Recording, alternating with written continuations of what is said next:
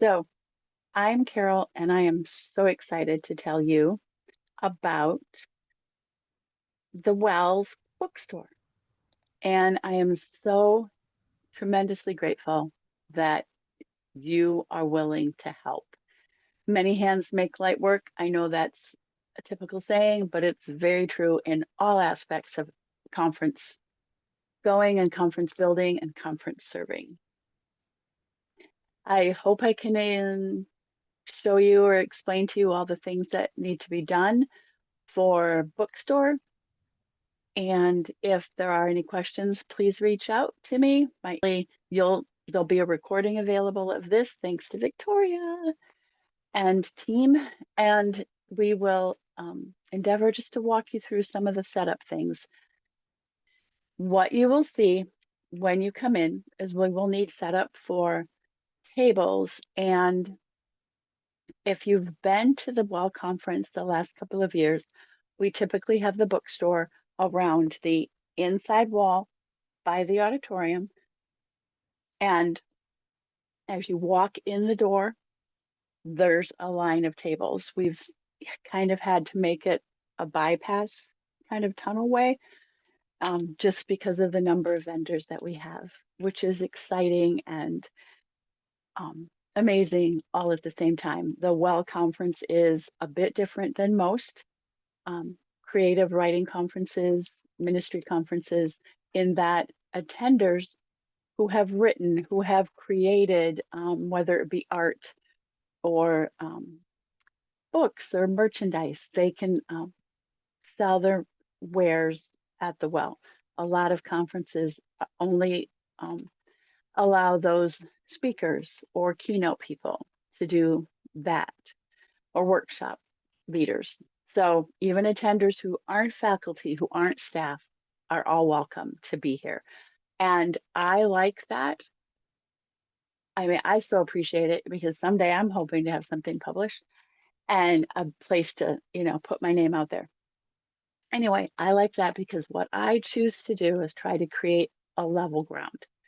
Even with I try to promote the keynotes if I have the space, but generally I don't, because yes, I want to honor the keynote speakers for their time and their thought and prayer into presenting, but they're just like us. So that's why I like to kind of keep it all, level ground. Anyway, back to the table setup. Ideally, it's alphabetical. I will have names.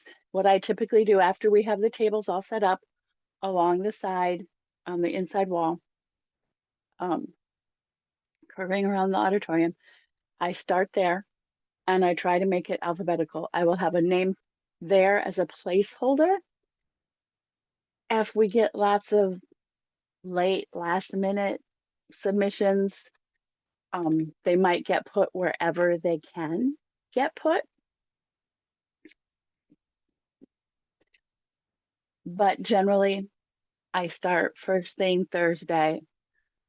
Once the tables are all set up, we have tables, we'll have tablecloths that need to be put out. I have like name tag sticks for place names. Sometimes I'll just use index cards.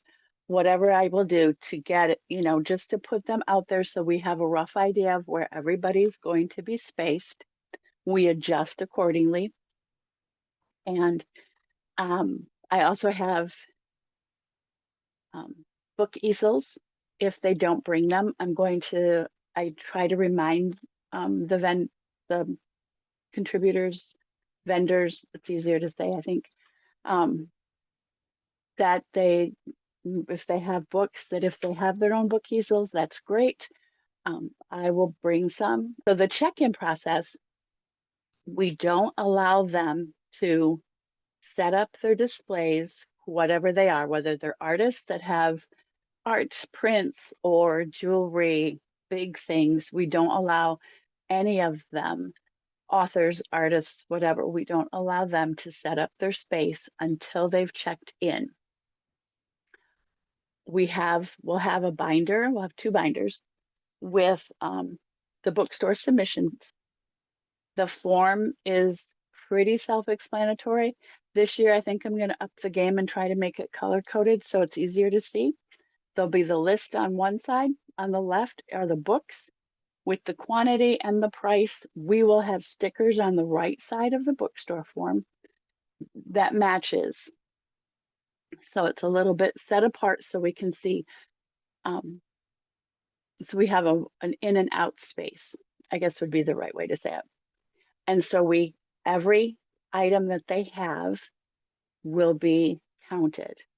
With them, they don't count and tell us. We have to one-on-one do it, which is why volunteers are so helpful, especially during that first mad rush of everybody coming on Thursday, and then again the mad rush of everybody coming that didn't get there early on Thursday, doing it Friday.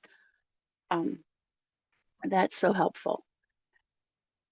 Then so then we count. If they have 10 books, we have one set book, we mark it in the in column, we'll mark 10. And then we do that with everybody. We do that with every bit of jewelry, every art print. If there's, like somebody brings a thing of like 30 little postcards, we count all 30 of those and we mark it. I will send out the note to the vendors or have Victoria send it out that if they need something for a giveaway, if they need something that they just want to give to somebody, whatever it is, I want them to not take it off the table. That can add a lot of crazy at the end, trying to keep track of who took what and how many, and did they, what did they do with them? And that way they're not just coming randomly grabbing something. Even if they're good-hearted people and they tell you, I'm going to make that a policy that they bring their extras extra. They don't take it from what they have on the table. That should make checkout a little bit easier and keeping track of it all during the conference a little bit easier. Let's see, notes. There'll be space holders, ideally alphabetical order. That by sometimes Friday, that gets a little squishy. And then we just rearrange because some will come in on Thursday and leave Friday. Some come in on Friday, leave Friday. So it's kind of, it's a very fluid thing at times. Artists, lately I've been able to have the artists in their own separate space, not away from the bookstore, just a little apart from the main circle of tables. And that would be just on the other side, just on the wall past that tunnel on the way to the art rooms. That gives them a little bit space just for the art. It doesn't get so mixed in and so buried with all the other books and any other merch that anyone wants to bring. Their books and merch will either be labeled with the price, their books, or they will have a sign, a small sign with all the items listed. That will be in our SquarePay account, our catalog. Every year we change the catalog. I'll have to run through that with the volunteers Thursday and Friday, just to show you how to use it, because then you'll be at the point of sale table at times and you'll need to use it. We'll have one SquarePay Square, and that will be on an iPad. But I will also have either another tablet or my laptop. If it's that busy, we'll do both. And if space permits, we'll have both up so that you can take, if the point of sale time is, the checkout time is busy, we can, it'll be manually inputting the numbers, which isn't convenient, but we can do that. The catalog will still be up on both. You'll just have to push it through and then just manually input amount tendered, or the card numbers, because we'll take cash and card and check. So however that works, we'll have just one square pay to do the swipe. We'll have the catalog up and running on another device. And then it's just, you search it, you can find the item, you click, you add it to the cart. The cart, it automatically generates all the things. And then you'll hit total, and it tells you how much they owe and how much, if they give you cash, how much to give them back in change. That's so much smoother than other times. Let's see what else. Um, there will be a sign with the hours. You are free as attenders for the conference. You are free to go whenever you need to go, to your one-on-ones, to your workshops that you especially want to see, however that works, because we value your volunteer time, but I want to encourage you as the writer, the poet, the songwriter, the actor, the artist that you are, that you can get to what you need to fill your soul. That's the whole point of being there. I cherish any time that you can give the bookstore. I welcome it. But first and foremost, your priority is going to what you need to get to nourish your soul and to increase your craft, however that looks. We will be closed during keynotes. There'll be signs up for all the hours of the bookstore. There will also be announcements about our hours of the bookstore. We will close for the keynotes. There's time to shop the whole conference. We typically don't close for meals, but chances are I will just so that at least the volunteers, get a chance to go grab a bite to eat. But then we're right there, or we bring our food if we want. If you want, bring your food right there so that we are available for everybody to access the bookstore. All right. Anna, do you have any thoughts?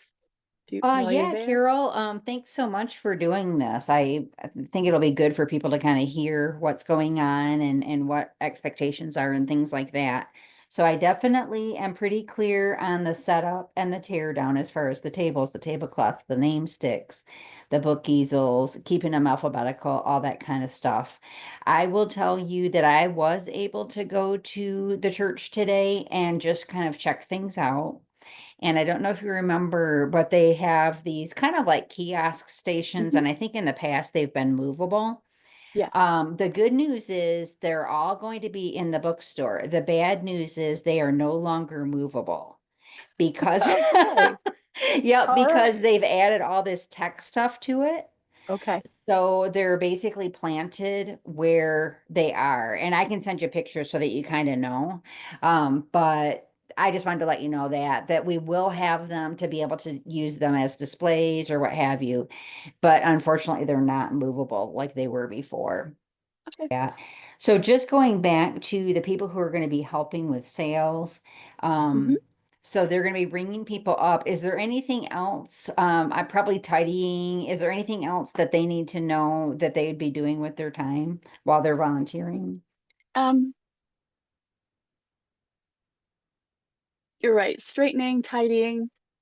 I tend to, um, I don't know if it's the library and me or not, but I tend to always make sure that there's at least one face out book for everything and for every book, whether if they don't have it displayed, if it's a hardcover, it's easy enough to stick it straight up on top. Paperbacks would need a book easel, but that's what I try to always keep going. And that's part of the tidying. Mhm. If somebody picks that book up, then I always try to make sure there's at least another one face up or Yep. face out. Um, and then the checkout procedure is just like the check-in procedure. and that's probably what I should have had at the beginning of this video recording. The checkout procedure is the same. One-on-one, they can't pack up until we see them. We have written it out and we check their books and how much have sold, that kind of thing. Yeah. Um, it's just basically the opposite of check in, but it's still the same. They don't do it without us. Okay. If they need somebody to do it for them because they're teaching a workshop or whatever, then that's fine as long as they trust us. Oops, sorry. They trust us to do it. But yeah, we don't let them, even if they say, I'm in a hurry, I just have to do this. I'm like, we can't really do that because then in the end, there might be a discrepancy. And I don't know that we've ever really had it huge issue with that, but there can always be the discrepancy. Well, I'm pretty sure that I got rid of, 6 books and you only say I got rid of 3, that Mhm. kind of thing. So we Yeah. don't want to do that. Yeah, I hear you. Um, do you have any suggestions on times for people to be there for setup and tear down? Tear down's obvious, it's as soon as the thing's over with. But setup on Thursday. And then also, do you have a suggested time for anybody who's going to be helping with sales so that you can instruct them on Thursday how to actually run something through? Um, sure. That um Thursday, 10:30, Okay. because we'll be setting up earlier than that. Mm-hmm. So with any luck by 10, probably 10. We should do 10 because I'm sure anybody that's there Thursday will start wanting to either shop right away or will still, that way somebody can be in the process of, checking in people if we need to. So I wouldn't say, only because I don't know how quickly we'll get set up, and even when the bookstore's open, it might not be fully, I mean, we still might be doing something just because in case something goes squirrely with schedules or alarms or whatever. Um, so I'm thinking between 10 and 10:30, because really once it's all, that gives me time to set it all up and when somebody's there, it really isn't hard. And if it's not a big deluge of people, then it's easy to just go one-on-one and walk them through it, train them on the spot kind of thing too. So that's probably what I would think. Okay. Does that Yeah, I was sound just going to about go back to our notes here a second. Yeah, it looks like the bookstore opens as early as 11 o'clock. So that sounds really good then. So 10 or 10:30 for the people who are going to need to know how to use the square and all right? that. And they're probably already going to be there if they're helping set up, but they might Mm-hmm. not be part of the setup group. So, Mm-hmm. Okay. And then just prior to that for anybody who's going to be helping with setup. right. And if they Okay. don't come in on Thursday, we can run them through it on Friday. Yeah, we can I do don't know like a if Megan still one-on-one. remembers all of it, but, and she still might, but I'm going to need a refresher myself. Yeah, that sounds good then. I So we can can't do it think of Friday on any the other fly. questions. I think that your presentation was really thorough. I appreciate it. Thank you. I was going to share the screen. I was going to try and share a screen of like the bookstore form so they know what it is, but I figured that was just to be the way my setup is, Mhm. then you wouldn't be able to see. Yeah, it would just be too. I don't have it on this device. I'd have to have it. I have it on this device, my computer. So Yep. it's Yep. easy enough to show when we get there. Okay. Sounds good. All righty. Well, thank you for hanging out, and Absolutely. I appreciate it. So, Yep. I look forward to seeing you at the well. yay! Yes. All right. We will see you all then. All right. Bye-bye. Bye.